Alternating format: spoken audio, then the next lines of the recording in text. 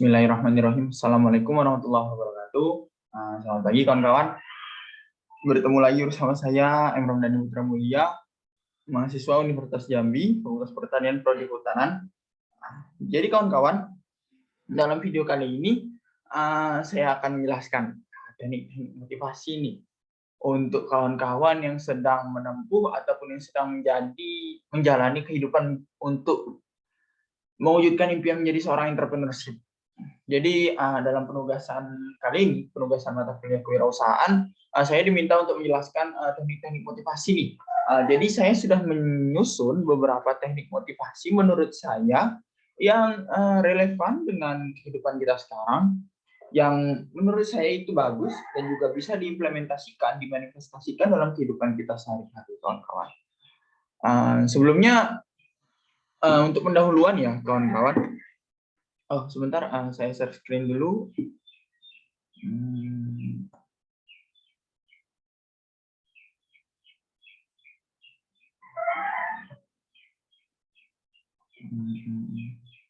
Bentar, saya share screen.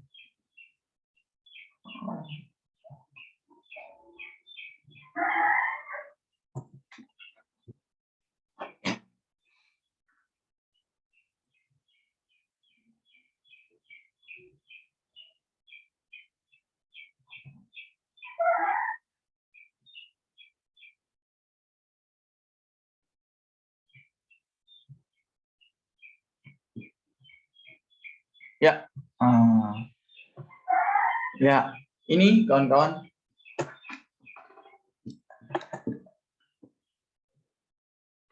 Nah, teknik motivasi.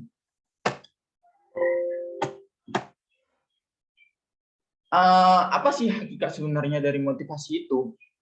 Motivasi itu adalah suatu dorongan eksternal dan internal pada individu.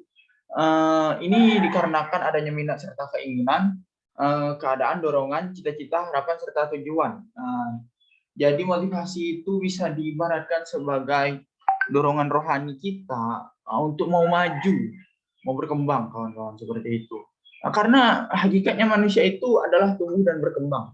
Setiap kita pasti menginginkan kehidupan lebih baik lagi untuk kedepannya. Maka dari itu kita memerlukan motivasi nih, motivasi agar kehidupan kita itu tidak stagnan. Kehidupan kita itu bisa continue, bisa menjadi orang yang progresif, sehingga kita bisa menjadi manusia yang bermanfaat bagi orang lain. Nah, motivasi sendiri adalah sesuatu yang bisa membuat individu mengerjakan sesuatu ya. Seperti yang sudah disebutkan oleh Sargent serta dikutip oleh Howard yang berbunyi, jika motivasi adalah dampak dari interaksi individu pada sesuatu yang dihadapinya. Motivasi itu adalah dampak dari interaksi individu pada situasi yang tengah dihadapinya. Seperti itu. Kadang-kadang seringkali kita memperhatikan hidup seseorang lain atau melihat video ataupun pengalaman atau apapun lah yang itu kita alami sendiri dan muncul rasa ingin berubah. Oh, aku ingin berubah, aku tidak ingin menjadi seperti ini selamanya. Nah, itu bisa dikatakan sebagai motivasi, kawan-kawan. Saran saya, rebutlah secepat mungkin hal itu, karena memunculkan rasa seperti itu tuh sulit, kawan-kawan. Tidak semua orang bisa mendapatkan hidayah seperti itu. Itulah bahasanya. Nah, kebutuhan internal yang mempengaruhi. Tunggu, sebelum saya masuk ke sini, mengapa motivasi ini penting untuk seseorang entrepreneurship? Karena di sini kawan-kawan, kita jikalau sebagai menjadi seorang wirausaha, menjadi seorang entrepreneurship, tentu kita akan berhubungan dengan orang banyak. Kita akan memimpin sebuah usaha, kita akan memiliki karyawan, memiliki anggota, dan juga kita akan memiliki sebuah kegiatan lah yang hubungannya kita akan hidup dengan orang lain, kita akan berinteraksi dengan orang lain. Selain kita harus bisa memberikan motivasi, dorongan-dorongan positif untuk orang lain, kita harus bisa juga memberikan motivasi dan dorongan untuk diri kita. Karena hakikatnya, jikalau kita bisa memberikan petunjuk dan motivasi kepada orang lain, tetapi kita tidak bisa memberikan motivasi untuk diri kita sendiri, itu tidak, apa ya kawan-kawan, itu hal yang kurang bagus untuk dilihat. Seharusnya kita harus memperbaiki diri kita dulu, baru nanti orang lain ikut merasakan dampak-dampak yang telah kita lakukan. Seperti itu. Nah, hal-hal yang mempengaruhi motivasi menurut hierarki. Yang pertama itu kebutuhan fisiologis. Jikalau kebutuhan fisiologis orang ini sudah terpenuhi, kebutuhan fisiologis itu seperti makan, minum, kebutuhan-kebutuhan badan lah. Nah, seseorang itu bisa munculnya motivasi di dalam seorang itu jikalau kebutuhan fisiologisnya itu sudah terpenuhi.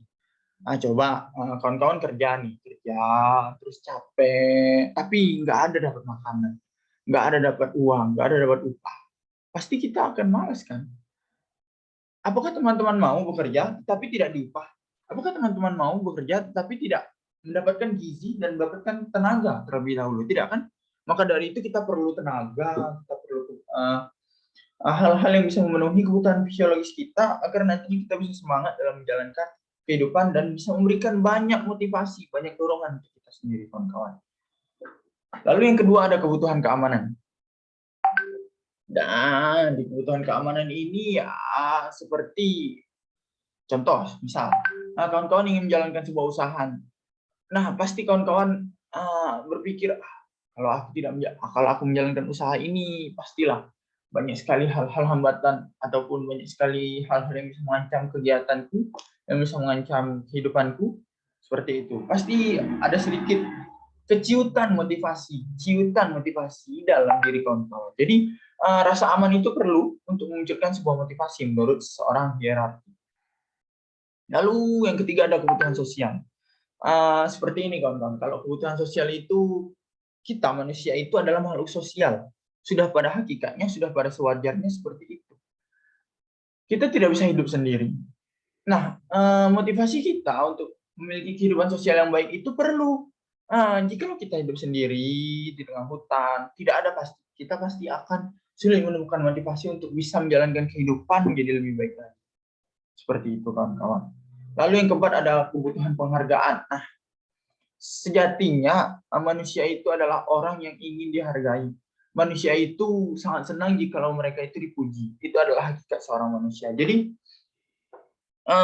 kita sebagai seorang entrepreneurship, kalau kita memiliki pegawai, kita harus pandai-pandailah memuji mereka agar mereka tetap semangat. Jadi kalau kawan-kawan nih menjadi seorang pegawai, tetapi tidak pernah mendapatkan apresiasi dari orang, tidak pernah mendapatkan apresiasi atas hasil kerja kawan-kawan, pasti ya kawan-kawan akan malas melakukan pekerjaan.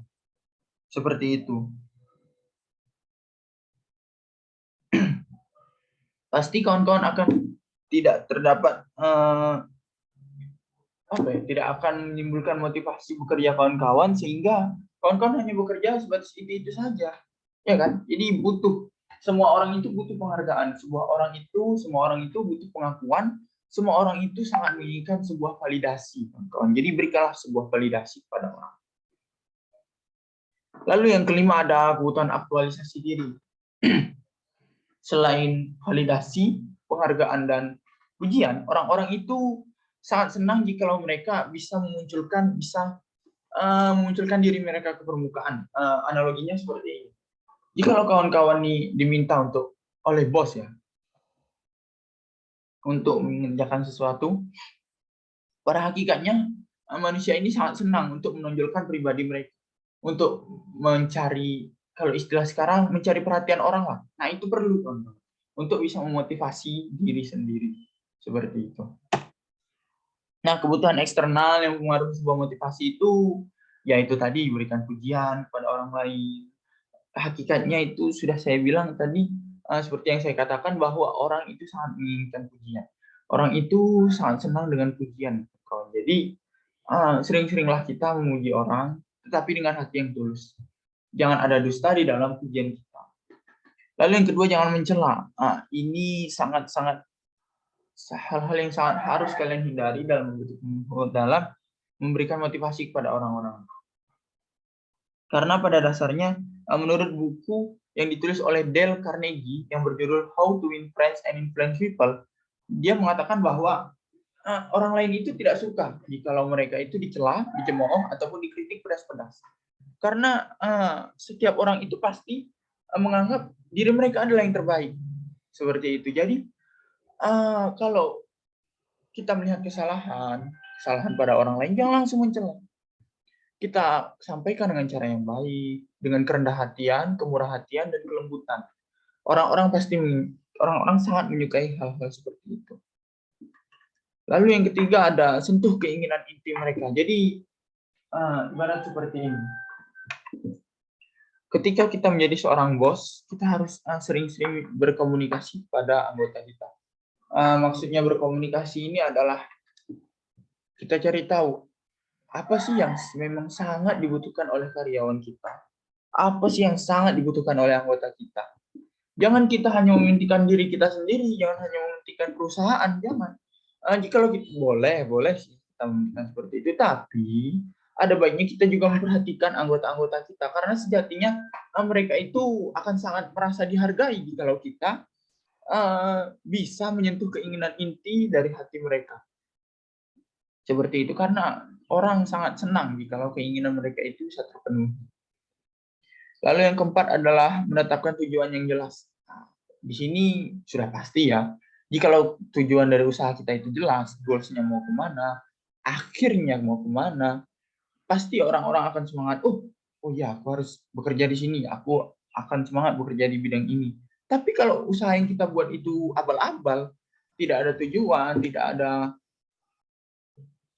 rencana ke depannya, pasti orang akan beranggapan, untuk apa aku kerja di sini? Tujuannya aja nggak jelas, perusahaannya aja nggak jelas, buang-buang waktu aja aku kerja di sini, ya kan?